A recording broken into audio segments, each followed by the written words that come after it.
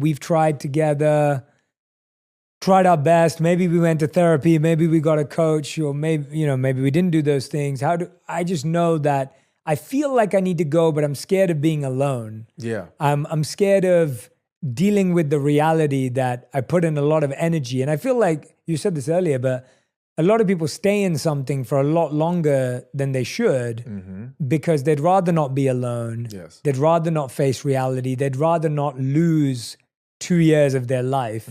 They'd rather lose 2 more thinking that this should stay. Like, how do you know when it's time to go?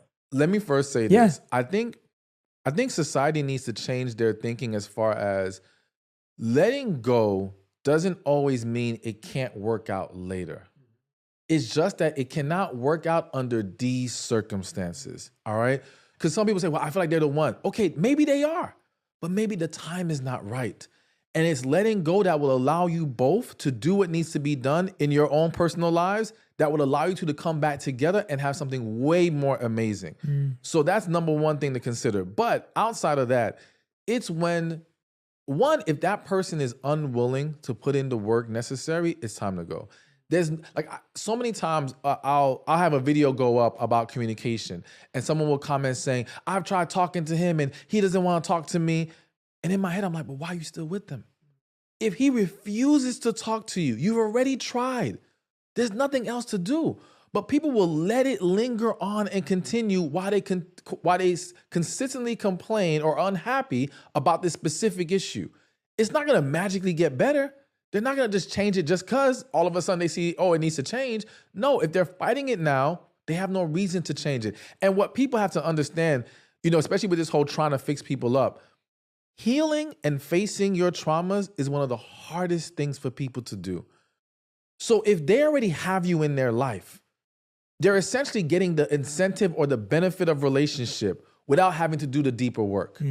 It's almost like if I'm at a job and the job says you need to have a master's degree to work here, but we're going to hire you anyway and give you time to get that master's degree. If getting that degree is super hard to you, you're going to drag that out as long as possible. You may never get the degree until they fire you.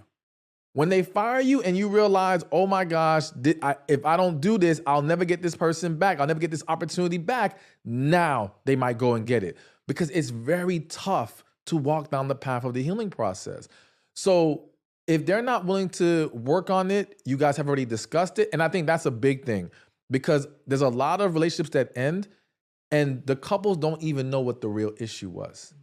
So the communication, they'll say, well, we talked about, no, you guys argued. You guys lashed out. There wasn't a clear communication as to what the problem was, what is expected, how do we go about this?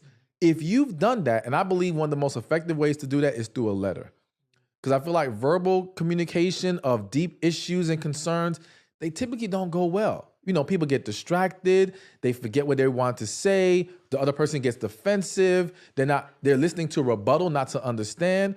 But when there's a letter involved, it gives you time to get everything out. You can evaluate your tone, leave no stone unturned. And now they have an opportunity to process it on their time, to really take it in. And then you guys can come together and discuss the letter. And now it's so much easier to stay on point and get everything covered. If we've done that and they're still unwilling or there's still no progress, it's time to go. Yeah, that's great. That's great advice. And for me, that's the biggest one.